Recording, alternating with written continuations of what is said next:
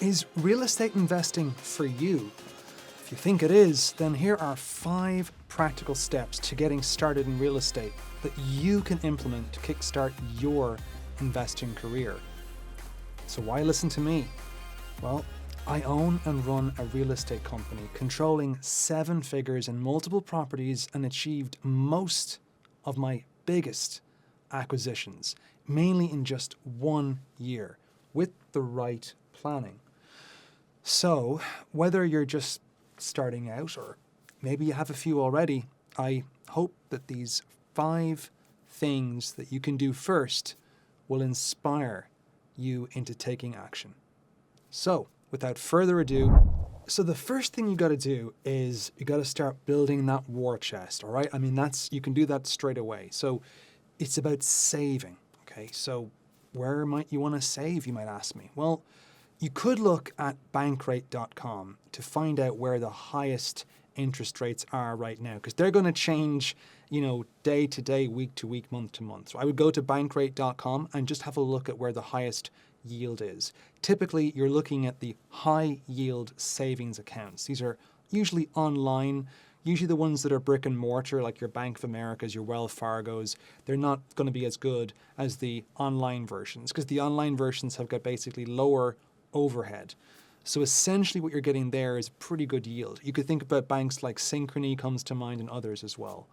Now, other than that, again, these are totally insured, like FDIC insured up to $250,000 from the Dodd-Frank Act of 2010.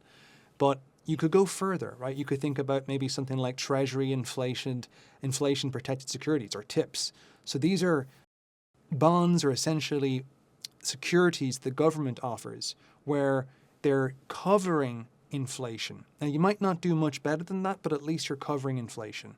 You could think about things like the Series I bond, and you can look at these, for instance, on treasurydirect.gov. Usually there's a limit, about $10,000 in a calendar year, where you can put up to that amount away.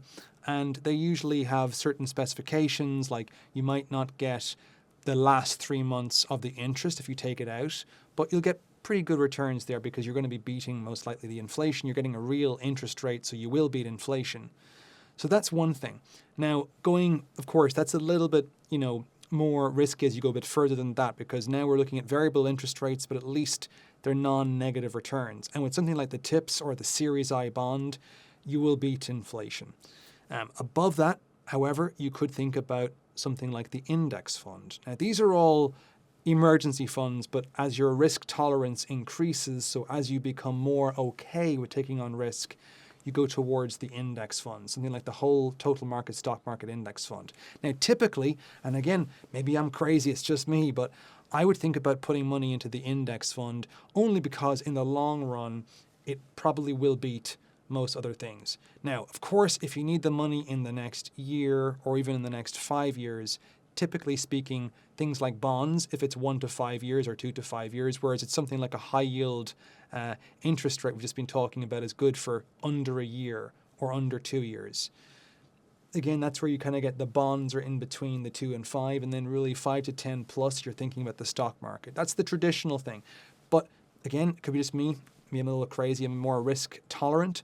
I would think about putting a lot of money in the index fund. Just given that if you're going to be doing this year after year after year, trying this again and again, maybe it's another house, it's another thing you're saving, over the long haul, you should do pretty well. So again, you could consider doing the index fund, but then just remember that if you're putting it into certain accounts, you will pay a penalty or you will not be allowed to access it. Some other accounts, you'll be paying taxes, other ones you won't. So things like the Roth IRA, although you don't really necessarily want to be taking money out of the Roth IRA early. So you've put your money away, you're saving it. And of course, you could also look, by the way, I've got another video on saving muscle. That's a really important muscle to work on. But there are 3 other major muscles. There's the earning muscle, there's the investing muscle, and I guess you could call a third muscle like the spending muscle. But the major ones, earning, saving, and investing. So obviously you earn money, you save what you don't spend, so they're kind of the inverse of each other, the opposite of each other. And then you want to look at that gap, right? The gap between your earning and your spending, so what you're saving. You look at that gap and you try to maximize that gap or optimize where that money is going. Because that money could just be sitting there earning 0%, or you could be putting it into some of these securities, some of these areas that I've just talked about just now. So again, this is just thinking about the first thing about building up a war chest. Number two, the second thing you can think about doing is building credit. Now, this is going to be a little bit different. So for people who are just looking for their regular residential real estate, so your mom and dad like living in a place when it's only one family all the way up to maybe 4 families maximum, it's a little different now when you get to larger residential, like 5 units plus in a given building. That's commercial loans at that point. That's very different. So there, your credit is treated a little differently.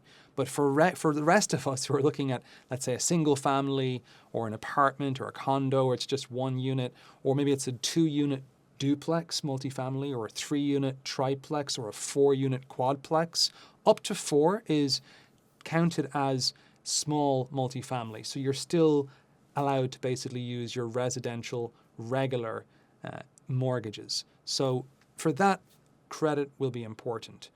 Now, of course, there are other things like special deals, like when you get into partnerships, maybe it's an acquaintance or a business partner, you're pooling money together, or a syndication, you're making things more legit, or a fund, you're getting even bigger, you've got more control, you're sort of separating people who have got money and those that are actively working on the properties. So there's money people and there's also the active partners, the general partner and the limited partners. The limited partners are the ones with the money, the general partners are the people that are actually running the fund, making the investments. Again, it's up to the fund creator, the founder, that could be you, basically to do that in terms of writing the documents. But that's above and beyond this video. So you could be looking at hard money as well. So that's basically usually when you're getting money that's in a loan, that's a short-term loan, as opposed to private money. Private money is more a little bit longer, usually up to 10 years. And you can also get seller financing, which is where the person selling you the property becomes the bank. So maybe you're buying something and rather than them having to pay all their capital gains from selling the house to you, the property to you at once, you could convince them that it might be in their benefit or to their benefit to basically pay the tax off slowly over the years. That can be good for them. And if you stop paying, they can basically take over the home. So it's almost like earning rent, but without having to manage the tenant. And at the end of the day, they're getting their home paid off. So that can be nice for the seller, although typically this is how you sell it to a seller because it's better usually for the buyer in the sense that, let's say with higher interest rate environments, you are the one, you and the seller, you the buyer and the seller, you actually specify the interest, you specify the terms. Of course, you got to draw it all up, consult a lawyer, good lawyer to basically draw all the stuff up. But seller financing can be a great way of getting in a deal, especially if you're struggling to get a mortgage. And this is all these areas I'm talking about, these are all part of creative financing. So for everything else, for your regular mortgage, credit matters. So let's talk about how you can build credit, because that's something you can be doing from day one. Thinking about your credit card, you want to spend, not like it's a credit card, you want to spend treating it like a debit card. So that could be, again, just making sure that you're not borrowing or using the credit card to pay more than what you have in your bank account. Typically, though, looking at the utilization rate, so try to maximize your credit, you want to look at the utilization rate, so the actual amount of credit that you use divided by the amount of credit that you have available. So it could be that you have $10,000 available and you only use $1,000 on your credit. So that's again over all your credit cards. Typically speaking, what you want to do is keep it under 30%. So that is not spending more than 30%. And how that usually works is, especially for one card, on only one card, you might want to have, let's say, 30%. This is what I found personally. On one card, you could spend up to 30%, but on all the rest, you should have it a little bit lower than that, usually like 10% or even 1%. So 1% would be excellent. Now, it's not actually good, believe it or not, to have 0%, because at that point, it's actually inactive. The card almost is like it's inactive. It's not being used, and you could lose the card. If you lose the card, you don't really want that to happen. It'll tank your score. It's involuntary and it's just getting disappeared. So you lose the denominator. When you're losing that credit, that's basically lowering the denominator or expanding the ratio. So now you're increasing the utilization. You're using more credit, and credit card issuers don't like lending to people that need the money, in the sense that they want to see that, yeah, you can get the credit, but you don't need it. The best kind of people are the people who don't actually need it. So you want to try to keep the utilization rates down. One trick to do this, however, is just increasing the limit. So you can apply every 6 months to have the limit on your credit cards increased. Not less than 6 months, but after 6 months. You might want to do it every 6 months so that you get that limit up as fast as possible. Put it in your calendar. You want to ask for the maximum limit increase every time. If you don't ask, you won't get. So if you only ask for a 10% increase, you won't get more than 10% increase. There are some credit cards, however, that do this automatically. You don't even have to ask. But for others, just keep in mind to be active about this and asking to increase that limit. And typically, it's no more than about 25%, typically speaking. So you want to ask for that maximum 25%. There have been occasions I've heard about 33% or a third, but 25% is a good rule of thumb. Now, that's your utilization rate. You also want to make sure to keep your oldest credit card active and to be keeping using it. Don't close it down. It might have been a card you got when you were 18. Maybe it was a college card, right? Could have been a card that you had, very basic. But you want to have that for history. You want to maximize the length of time your average credit card is open. So you want to keep that oldest card open as long as possible, and try not to keep opening cards too often. Of course, there's a trade-off, people who are using the idea of credit card churning, but I'm not necessarily advocating for that in this particular video. That's a different strategy for here. A really cool trick would be to also pay on the statement date. Now, this is rocket fuel. This is like your nitrous or your NOS, or nitrous oxide in the car.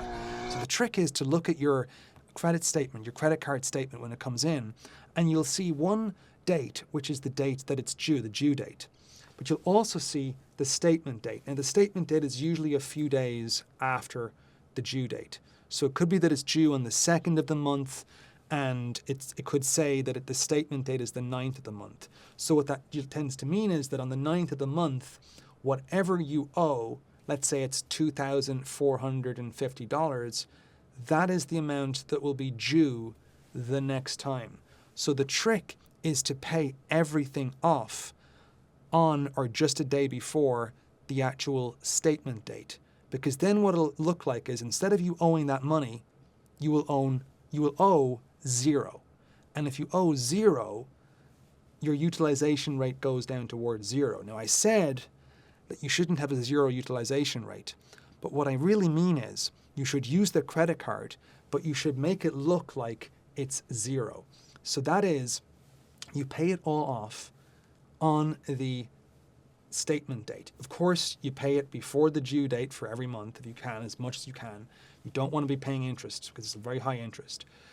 But if you can pay off on the statement date, and you do this month after month, you will notice that your credit score will increase faster and faster and faster. It's just incredible. It's a great little hack.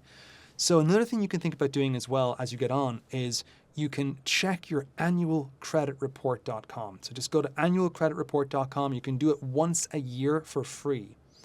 And this way, you're really able to see exactly if there's any issues. You can always flag the issues and say, look, that wasn't me. There's a mistake in my report. So you want to challenge these reports. You get to do it once a year. The 3 major reporting agencies, you can challenge those like Equifax, Experian, TransUnion, for instance. So a final thing to mention about credit is you could think about diversifying over time the types of credit that you have. Having multiple lines is good. They love diversification. So it could be that you have installment lines or things like credit cards. It could also be that you've got like car loans or auto loans. And ultimately, I know this is about housing, but if you have a mortgage, that will look good as well. So when you get into lines of credit too, that's also excellent. So it just shows the lender that you're capable of paying things back on time. Now, it's a little different. I know there's different strategies. And for those that might be more into Dave Ramsey, would say, never go near your credit cards. And that's one totally fine philosophy. It's very good if you just want to pay on cash. That's a great way of thinking about it. But in terms of looking for credit, if you can use credit wisely, again, this is, use with caution, right? Because with great power comes great responsibility, but you can really take advantage of credit if you are on top of things. If you try to just make sure that you don't fall victim to the usual behavioral biases of spending more than you make, etc. But you can, on a debit card, of course, you can pay for security features, but there are a lot of security features on credit cards that come automatically, as well as great bonuses, cashback rewards, free money, like cashback rewards, etc. There's just a lot of stuff right there. It could be a few percent, 4%, 5%, in some cases even higher that you get. So when you pay $100, let's say there's this one category bonus, it's a 5% bonus, you pay $100 in the grocery store, you get $5 back. So that goes into your bank account. So that's free money right there. So why you wouldn't use it, I don't know. But that's just one thing thinking about. Of course, there's a lot of people that talk about credit cards. Some great channels out there like Beat the Bush, like Graham Stephan, even Meet Kevin talks about this. So the third thing is, thinking about now getting really into the real estate itself, okay? Because we're investing here in real estate. So you want to develop knowledge, and you can do all of this almost immediately, right? So of course you're building your war chest, you're building your credit, but you're also developing your knowledge. So first, let's just keep an open mind. Before you make up your mind, you want to open it. So you want to research, and make a decision. What feels comfortable for you? What do you think you'd enjoy the most? So two things, the niche, so what type of real estate, and the monetization. So that is, what is the strategy you're using to make money from that type of real estate? So the type, it could be trailer parks, it could be land, it could be single family homes, it could be multifamily small, it could be multifamily large, like big apartment complexes, it could be commercial office or industrial or shopping malls or storage space, parking lots, you name it, right? There's lots of different types of niches. But the monetization strategy, well, are you actually buying the property or are you brokering? So it could just be that you're going out there identifying deals, because that's hard. It's a lot of money, believe it or not. There's a lot of money out there. There's a lack of deals. It's all about looking for deals. Now, there are deals out there if you work hard enough. There definitely are. But if you're a broker, you're just specializing in looking for deals. Now, we're not talking about a real estate broker or someone who basically is a lender, like not a lender, but a credit broker. So basically looking for other lenders, so or even more advanced. So they may not know the exact details, but they'll be able to hook you up with the right lender. Or they're very, very trained. There's different terminology, so it gets kind of used in different branches. Okay, so thinking about a brokering here, though, is the real estate strategy of brokering, where you find a seller, you find a buyer, and you connect the two. So you go to a seller, and this can be quite risky. You might be able to put down an offer on something, and then before, let's say it's 2 months you have to pay, you find the buyer to pay. It can be very stressful, but you can get a finder's fee. It could be like $10,000 right there. You had no money out of pocket, so it's almost like a infinite return, right? But it's, if you keep doing this, there's a lot of stress. And ultimately, usually people who are doing a lot of this brokering, they end up going towards becoming a real estate agent. Because if you have the time to do the brokering, typically you've got the time to be a real estate agent. You do the agent's course, and again, you don't even need a college degree. You could start this at 18, right? So you could do either of these two things. So brokering could be a great way of getting in, and also being a real estate agent. But of course, you're not really owning the properties, right? You're just finding buyers, finding sellers, making commissions, making money like that way. And of course, going above and beyond that, you could then think about actually, let's say, flipping. So finding something and creating value in it. So it could be you're finding a cosmetic fixer-upper, where you're going to find something that's a little dilapidated, and you're going to maybe add some paint, add some tiling, add some good flooring, make it look really nice, and then sell it for a profit above. So the after repair value difference between, let's say, the purchase price and the cost of repairs, or the actual extent of service of what you had to do. So you look at the difference there. You buy it for 400,000, you put 100,000 in, and you sell it for 600. So you made 100,000 profit, something like that. Or you buy it for 2 million, you put 600,000 in, and you sell for 3.8, and you've made your 1.2 million, right? So all different sizes, right? The bigger you go, right? When you want to win big, you go big sometimes. Okay, so there's different strategies like that. There could also be renting, you're buying and holding, and you're waiting for the market to appreciate, and you're also maybe just renting out and taking the rental income and taking advantage of some of the tax loopholes, depreciations, write-offs, things like that. It could be that you're doing, again, in commercial office space, industrial office space, you're repurposing something, you're kind of locking in long-term, solid, steady commercial tenants, they could be supermarket chains, they could be factories, etc. It could be a lot of different things. Depending on the niche, it could be short-term renting like Airbnb. So you find your niche, find the type of real estate, and then find how do you want to make money from it. So that's your kind of research stage, is what do you want to do overall, and then really lock in on one niche and one monetization and become the best in that area. That's how you do really well in the real estate field. Number 4 is to build team. It's all about people, right? And as much as it's about things and numbers and running the maths, etc., there's a tremendous amount about your contacts. Like your network is your net worth in a sense. So the number one person that you want to find first is typically the lender, right? If you're looking at your regular residential mortgages. So it could be that you go for a broker and the broker finds you the lowest, cheapest lender, the lender that can qualify you, etc. But really what you want to be doing long term, if you're going to do this repeatedly, is to find a lender, not necessarily just a broker who's just sort of setting you up with lenders, different to an experienced broker, but a lender who really knows the ins and outs and can bat for you, is in your cage, knows a lot about you, makes it much easier to do the deals. You give them all the information.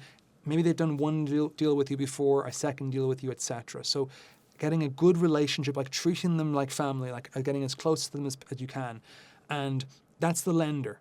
Now, the lender can sometimes, of course, you want to make sure you want to qualify them, like, do they invest in real estate? Because, look, if you're buying fish and the person doesn't eat fish, it's a bit strange, right? Or the person doesn't play piano, but they're teaching piano. It's a bit like that, right? You want to find a lender that's also involved in investing. The same with realtor, right? A realtor or a buyer's agent, etc. You want to find someone who's investing in real estate. Otherwise, they might not know what they're doing. If they're talking the talk but not walking the walk, that's what I mean. So you want to find these people that have already experience. Maybe they can teach you something, or vice versa, right? You can share things. So these are your primary circle, right? Your lender and your buyer's agent. Okay, your buyer's agent is going to bat for you as well in terms of negotiation, in terms of opening houses, maybe really going to town to try to get you the best deal, and helping you as much as possible, being an extra pair of eyes when you're looking over everything. So they can really help. They have access. If you're not a real estate agent yourself, they've got access to the MLS, multiple listing service. They see everything as soon as it comes up that's on the market. Not stuff that's off the market necessarily, but stuff that's on the market. So after that, now you can ask your buyer's agent or even your lender, could they give recommendations for a secondary people? So there, we're thinking of title companies when you're going through escrow. We're thinking about, let's say, your contractors. It could be specialist contractors or general contractors. It could be handy people, etc. It could be all kinds of different trades: plumbing, electric, roof, windows, flooring, painting, you name it, or even HVAC, etc. So building your team takes time, experience. Usually, when you're going to the second source, you want to identify about 5 people at the minimum, and then try to find out, like by interviewing them, okay, who of those 5, who do I feel most comfortable with? Who do I think is the best from those 5? Right, and they're usually you get them from, say, Yelp reviews, and you just organize by, let's say, above a certain rating, but of course, there has to be a certain number of reviews, because 1 5-star, right, where there's no other reviews, maybe you can't really trust only one sample size of one. It's not that big, right? So keep that in mind, that really your team is so important when it gets into all this stuff, because real estate is tremendously personal. At the end of the day, a lot of this is to do with people. Number 5, final tip here on how to get started, is think about researching the actual area. Now, one good tip could be, if you're starting off, maybe just keep it local. Keep it within 20 miles so that you can get there, or 20 miles, within 20 minutes, so that you can drive there within 20 minutes, right? Just because if it's a rental and you want to fix something or something goes wrong in the night, you don't want to be driving an hour or 2 hours to get there. And of course, you can invest out of state. You can invest further out, but that's a little more advanced. It can be good because in a sense of doing the further a distance, because you can start it off like a business. It's just that it's a little bit harder to start off with in the beginning. But it can be very good. If you're willing to take that extra step, you automate things that way, because if you do invest out of state, you have to have everything set up from the start so that it's not you that's doing everything. Of course, it does add fees, it does cut into your profit to a certain extent. So that's why it could be good to start off with something, especially when this is your first, again, this is a beginner's approach to this. It could be that you want to have something close by just to cut down on the cost, things like that, so that you're not hiring people all the time when something small breaks or someone gets locked out or something like that, a tenant gets locked out, right? So again, you want to research the area. It could be by going in person. That's usually the best if you can. So it could be that you're going to open houses, you're maybe taking different routes when you're driving home from work just to see areas that you might like to invest in. You want to get a feel for the neighborhood. Is it a top neighborhood? Is it a moderate neighborhood? Not so much. So A, B, C, or D. D would be like gangland violence, it's a war zone almost. And A would be like your Beverly Hills kind of stuff, right? So in between your B and your C. Your C is a little kind of running down or possibly going towards a more dangerous area. And B is like pretty much most of the country. So we think about going in person to get that feeling that you couldn't get, like, would you feel comfortable walking around this area yourself? Like seeing what the neighbors are like, even talking to the neighbors. If it's an HOA, a homeowners association, like an apartment complex, asking them questions. What is it like to be a neighbor in this area? What is it like, do the people take care of their properties? Are there barking dogs next door? These kind of things. You can't really get that online. So there's a certain amount of advantage of being in person, but of course you could start online. You could go to Zillow, you could go to apartments.com, you could go to, if you're looking for apartments, you could go to HotPads, you could go to a bunch of different places that are there. And even looking at different services to see what the population growth is like, what the economy is like. I'm gonna kind of start though with those, I think is enough. Okay, so number one, you wanna build a war chest. Okay, you can start that today. It could take a few months, a few years, but you need the money. Number two, you wanna build credit. You can start working on this today. Could take some time, but start working on it as soon as possible. Number three, start learning some knowledge, start developing the knowledge. What type of niche do you think you want to focus on? Hone in and pick one. What type of property? And also number two, how do you make money on the actual property? Is it going to be short-term renting? Is it going to be long-term renting, flipping, you name it? Number four, building a team, getting the individuals. You could start doing that today as well. You could start going out there, interviewing lenders, interviewing realtors, going to open houses, etc. Talk to people. And number five, again, you can start doing this today. These are all beginners starting in real estate. You can start researching the area either online or in person. So you're building your war chest, you're building your credit, you're deciding the type of property, that's the niche, and how you make money from it, that's the monetization. You're building a team, that's your lender, your real estate agent, etc. And you're researching the area. That's either in person or in line. These 5 steps are golden to getting started in your real estate journey. So there you have it, folks. 5 steps for getting started in real estate. And if you enjoy this video, drop a like. Share with people you think would benefit. And I'll catch you next time.